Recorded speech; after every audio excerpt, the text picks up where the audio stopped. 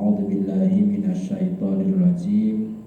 Ya ayyuhalladzina amanu taqullaha wa qulu qawlan sadida yuslih lakum a'malakum wa yaghfir lakum dzunubakum wa may yuti'illaha wa rasulahu faqad faza fawzan 'azima. Subhanallahul azim. Al-ayah. Bapak Ibu hadirin hadirat jamaah salat zuhur rahimakumullah yang dimuliakan Allah Subhanahu wa taala. Puji dan syukur alhamdulillahirabbil alamin kita panjatkan kehadiran Allah Subhanahu wa taala dan yang tidak pernah sare Gusti Allah mboten nate sare, yang selalu mencurahkan, melimpahkan ridho rahmat hidayahnya kepada hamba-hamba yang dicintainya. Semoga termasuk kita semuanya. Kita dilimpahi nikmat, anugerah, hidayah, inayah dan nikmat-nikmat yang lain yang kalau kita hitung itu wa in ta'udu ni'matallahi la tuhsuha, sampai tidak bisa tuntas menghitung jumlahnya. Nikmatnya sangat banyak, nikmatnya melebihi apa yang kita butuhkan sejatinya. Tetapi kadang-kadang kalau kita bicara nikmat, untuk bersyukur ini kadang-kadang kita lupa diri, lupa diri. Kenapa? Kita memang harus memahami nikmat itu sendiri. Sebetulnya kalau boleh menyebut dalam bahasa bukan nikmat, zamannya ni'am, ya, saking banyaknya. Tapi karena sudah lazim disebut nikmat pula, ya sudah pakai nikmat, ya. Nikmat atau apapun bentuknya, rezeki dan sebagainya. Kata ini juga sudah diserap dalam bahasa kita, bahasa Indonesia, ya. Menikmati misalnya, jadi sesuatu hal yang bisa kita rasakan dengan indera kita, bahkan dengan indera selain panca indera.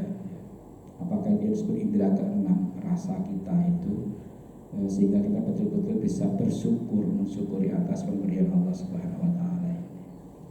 Yang tentu setelah kita bersyukur dengan lisan, marilah kita teguhkan di dalam hati kita, betul itu dari Allah Subhanahu wa taala, zat yang maha segalanya.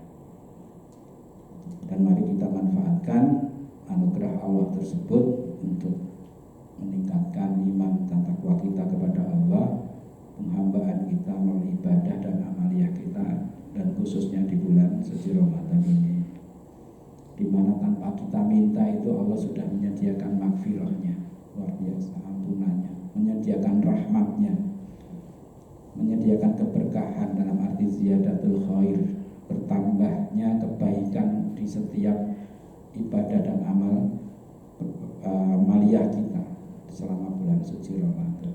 Maka di setelah ini momen yang ada kita temukan setahun sekali, 12 bulan sekali.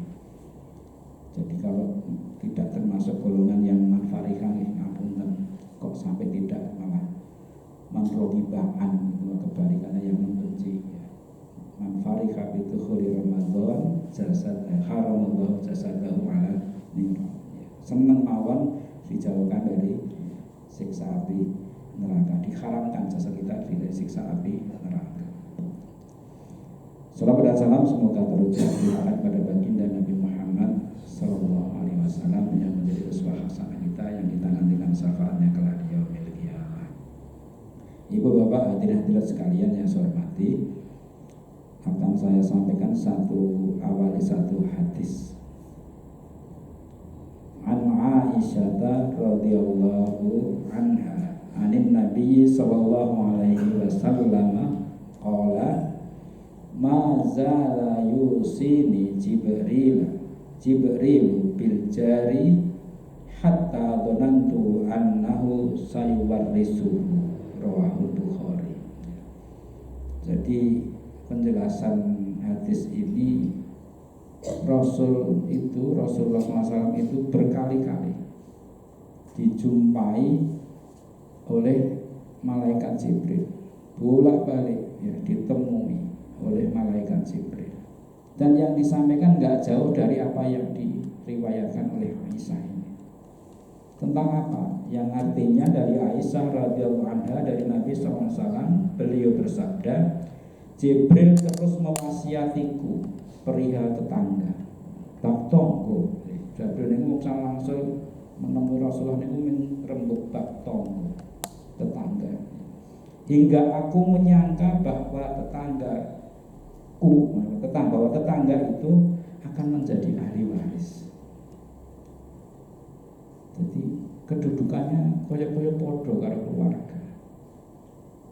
Dan ini yang sudah lazim kita jumpai di masyarakat kita, terutama yang budaya Jawa itu. Pager mangkok luwih becik tinimbang pager besi saiki. Saniki besi ora mung tembok. Mari tambah bar tembok ditambah napa Mas? Beling, kawat. Ya. Itu filosofi Jawa luar biasa. Ini sampai berkali-kali Jibril itu hadir memberikan terkait dengan tetangga. Maka kalau kita lihat sekarang, coba kita perhatikan diri kita sekarang di sebulan Ramadan ini, ya. Pasti jenengan merasakan suasana yang berbeda. Biasanya mungkin jenengan itu berangkat ke masjid jamaah sholat waktu misalnya maghrib atau isya itu kami maka dewi melewati beberapa rumah tetangga, atau malah panjenengan yang dilewati tetangga yang berangkat ke masjid.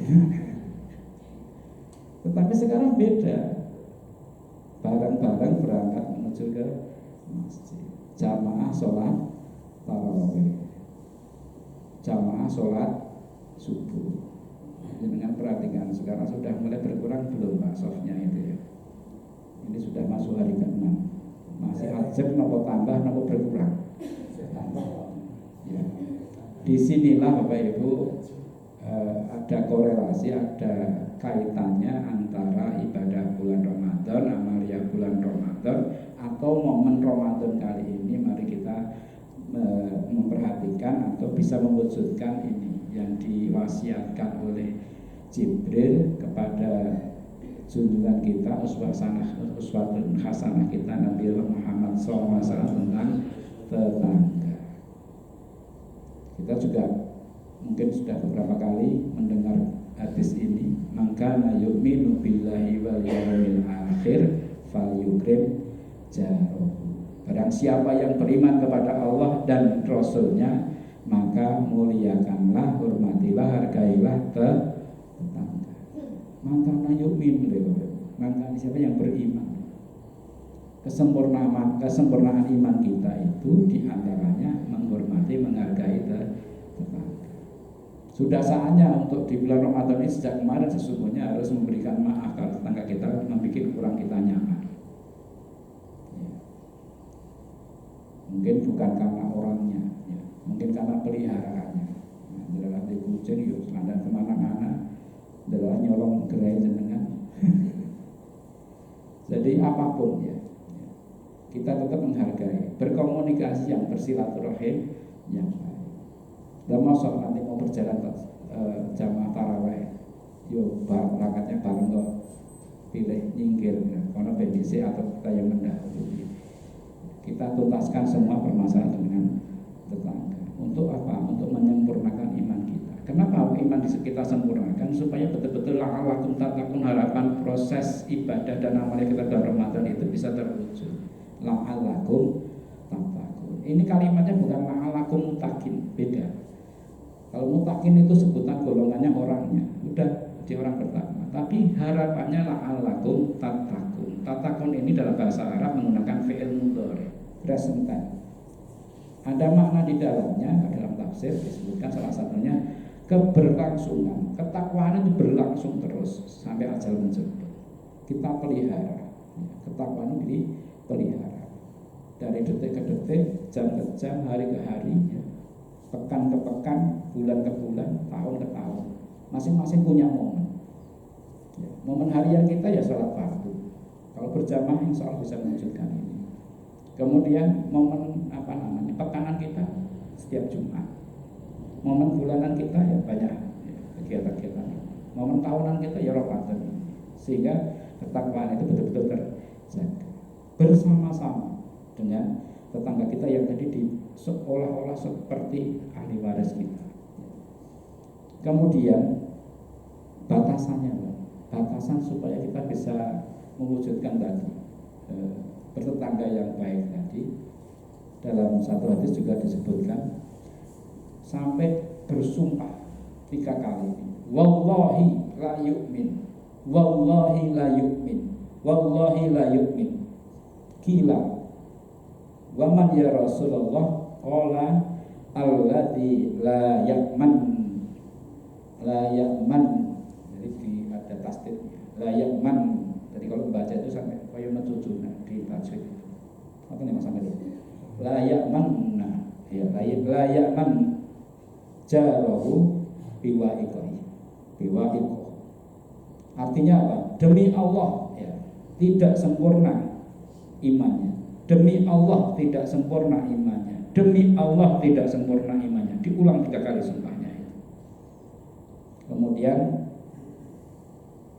Rasulullah SAW ditanya oleh sahabat, siapa yang tidak sempurna imannya wahai Rasulullah? Kemudian beliau menjawab, seseorang yang tetangganya tidak merasa aman atas perilaku buruknya.